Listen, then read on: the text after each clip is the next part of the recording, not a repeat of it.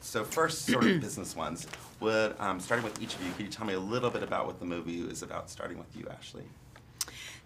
The movie Divergent, to me, is one of those rare films that is about a lot of things and it contains a diverse narrative, yet somehow comes together in a single powerful theme that really emotionally lands. And so when I read the script, I felt a deep poignancy about the family setting, and Tony Goldwyn and me being parents to these adolescents who are about to go through a really archetypal rite of passage, but then all of a sudden becomes this exceedingly deep odyssey for particularly the female character Triss, as she goes through these fantastic landscapes, but it's all really about I have to belong, and yet I equally have to individuate. And so within all of that, there remains this powerful love, emotional stuff, but it's action, adventure, it's hugely big while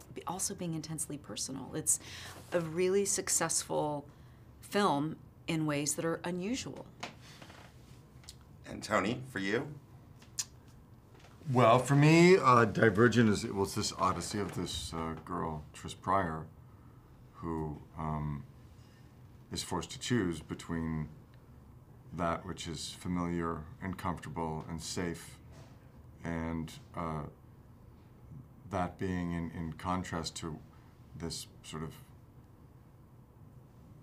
pounding in her psyche of that who she is somehow different than that, and she feels this compulsion to honor that thing inside of her, and embodied in this, ritual of choosing ceremony of choosing a faction, and she defects from her family and goes on this adventure into trying to authenticate herself.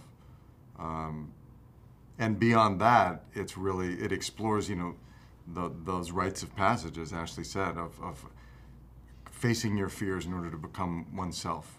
And also then set in the landscape of a political environment where, after in a post-apocalyptic world, society's been ordered in this very rigid way, where you have to declare that you are one thing, and that's in contrast to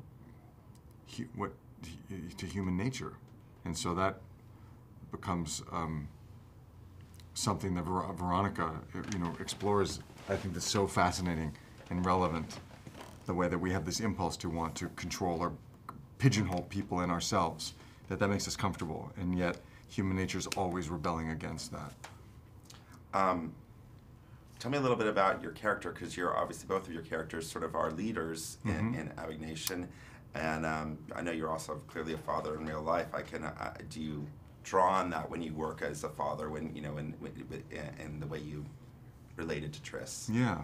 Well, Abnegation is the faction dedicated to selflessness and service, and the abnegation that Neil Berger created is this sort of Zen-like discipline, but very comforting and wholesome sort of world.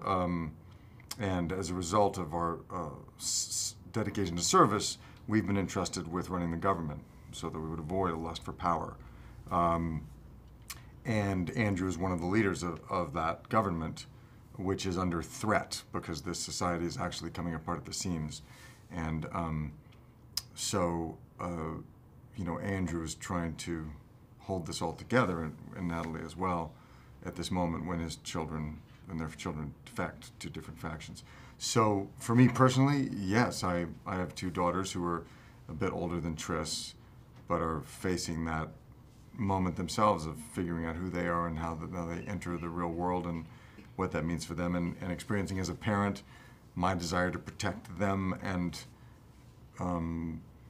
help them try and make choices that I think will be good for them, but knowing that I need to step back and allow them to lead their own lives. So I really related to Andrew. It was one of the things that really attracted me to doing the project.